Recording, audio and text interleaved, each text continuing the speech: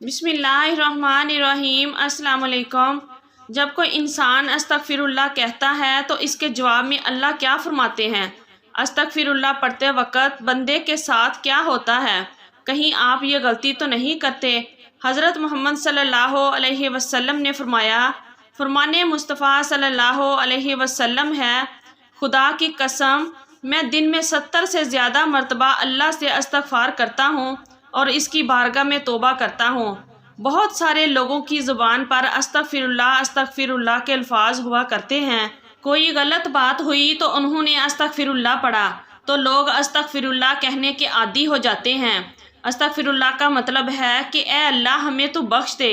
सिर्फ़ अस्तग़फिरुल्लाह कह देने से आपकी तौबा कबूल नहीं होती, क्योंकि अस्तग़फिरुल्लाह आम तौर से जो लोग बोलते हैं वो उनकी ज़बान पर रटे हुए अल्फाज हैं, तो बस वो अस्तग़फिरुल्लाह उनकी आदत में है। तो आदत में होने की वजह से अगर कोई इंसान अस्तग़फिरुल्लाह बोल रहा है तो इसे इस गुनाहों की बख्शिश नहीं होगी। आप सल्लल्लाहु अलैहि वसल्लम ने फरमाया, गुनाहों पे शर्मिंदा होना तो ये है, और जब कोई इंसान अल्लाह की बारगाह में तौबा करता है तो अल्लाह ताला 7वें आसमान से पहले आसमान पर आकर एक ख़ास निगाह डालता है, एक तवज्जो फरमाता है और बंदे से कहता है, मेरे बंदे आओ, मैं कब से तेरे इंतज़ार में था, लौट आओ, अपने रब की मर्ज़ी की तरफ लौट आओ, अपने रब की मग़फ़िरत की तरफ। एक जगह अल्लाह फरमाता है, ऐ लोगों, ऐसी जन्नत की तरफ दौड़ो जिसकी चौड़ाई और लंबाई आसमानों ज़मीन के बराबर है, और अपने रब की मग़फ़िरत की तरफ दौड़ो। तो उसके लिए जब कोई बंदा अल्लाह ताला के सामने तौबा करता है या अस्तग़फिरुल्लाह पढ़ता है तो अल्लाह ताला 70 मरतबा जवाब में इसको लबैक कहता है। एक शख्स था, 70 साल तक वो या सनम या सनम या सनम कहता रहा, अपने माबूदों को पुकारता रहा। तो एक मरतबा उसकी ज़बान फिसली और उसकी ज़बान से या सनम की जगह या समद निकल गया। या समद अल्लाह का नाम है जिसका मायनी है बेनियाज। तो अल्लाह ताला ने 70 मरतबा इसके जवाब में लबैक कहा। एक रवायत में आता है कि 70,000 दफ़ा अल्लाह ताला ने लबैक कहा, यानी ए मेरे बंदे, तेरा रब हाजिर है, क्या चाहता है? तो फरिश्तों ने कहा कि मौला, ये बंदा तुझे नहीं पुकार रहा, ये तो या सनम कर रहा था। धोखे से इसकी ज़बान से तेरा नाम निकला, बल्कि ये तो तुझे जानता ही नहीं है, ये तो सारी ज़िंदगी या सनम करता रहा। तो अल्लाह ताला ने फरमाया कि ए फरिश्तों, खामोश हो जाओ, और फरमाया कि मुझे मालूम है कि ये मुझे नहीं पकार रहा, लेकिन धोखे से ही सही, लेकिन इसने अपने माबूद हकीकी को पकारा तो है। अगर मैंने भी इसके सवाल पर इसको जवाब ना दिया तो फिर मुझ में और इनमें क्या फ़र्क रहेगा? जिसको ये 70 साल से पुकार रहा है, कोई बंदा धोखे से भी रब को पुकारता है तो अल्लाह ताला उसके लिए सवाब में लिखता है और इसकी तरफ मुतवज्जो भी हो जाता है। तो अगर ऐसे ही किसी इंसान की ज़बान पर अस्तग़फिरुल्लाह जैसे अल्फाज रहते हैं तो ये बेफ़ायदा नहीं है, बल्कि बहुत अच्छी चीज़ है। और अगर इंसान ने इस नीयत से अस्तग़फिरुल्लाह पढ़ा कि इसने जो गुनाह किए हैं इनकी माफ़ी मिल जाए, तो इसके तमाम गुनाहों को अल्लाह ताला माफ़ फरमा देगा। जो अस्तग़फिरुल्लाह को लाजिम कर ले, अल्लाह पाक उसकी तमाम मुश्किलों में आसानी और गम से आज़ादी और उसे वहाँ से रोज़ी देगा जहाँ से उसका गुमान भी ना हो। अस्तग़फिरुल्लाह से दिलों का जंग दूर होता है। जब बंदा अपने गुनाहों से तौबा करता है तो अल्लाह करीम लिखने वाले फरिश्तों को उसके गुनाह भुला देता है। इसी तरह इसके अज़ा यानी हाथ पाँव को भी भुला देता है और ज़मीन से उसके निशानात भी मिटा डालता है, यहाँ तक कि क़यामत के दिन जब वो अल्लाह पाक से मिलेगा तो अल्लाह पाक की तरफ से उसके गुनाह पर कोई गवाह ना होगा। हज़रत सैयदना हसन बसरी रहमतुल्लाह अलैहि के पास एक शख्स आया और उसने खुश्क साली की शिकायत की।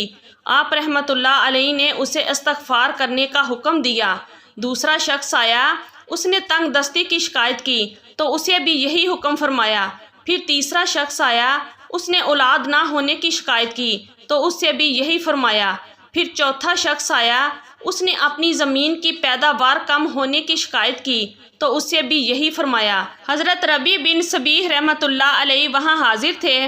उन्होंने अर्ज़ की, आपके पास चंद लोग आए और उन्होंने मुख्तलिफ हाजतें पेश की। आपने सबको एक ही जवाब दिया कि इस्तग़फ़ार करो। तो आप रहमतुल्लाह अलैहि ने उनके सामने ये आयत पढ़ी जिसमें इस्तग़फ़ार को बारिश माल اولاد اور بغات کے عطا ہونے کا سبب فرمایا گیا۔ ترجمہ کنز الایمان۔ تو میں نے کہا اپنے رب سے معافی مانگو، بے شک وہ بڑا معاف فرمانے والا ہے۔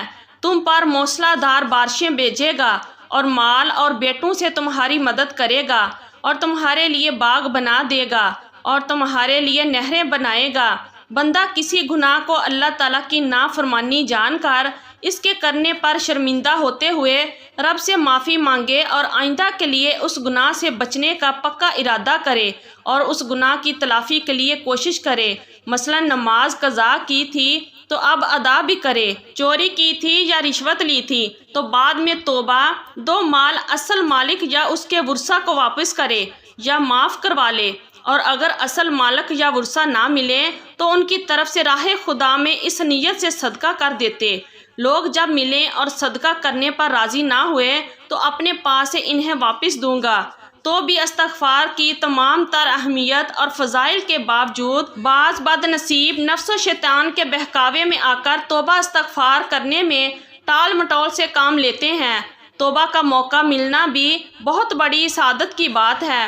بہت سے لوگوں کو موقع بھی نہیں ملتا اور وہ بغیر توبہ کیے اس دار فانی سے چلے جاتے ہیں۔ موت کا کوئی بھروسہ نہیں، اس لیے ہمیں بھی بکثریت سے توبہ استغفار کرنی چاہیے۔ قرآن مجید میں ارشاد باری تعالیٰ ہے کہ اللہ تعالیٰ استغفار کرنے والوں پر رحم کی بارش کرتا ہے اور ان کی طاقت میں اضافہ فرماتا ہے۔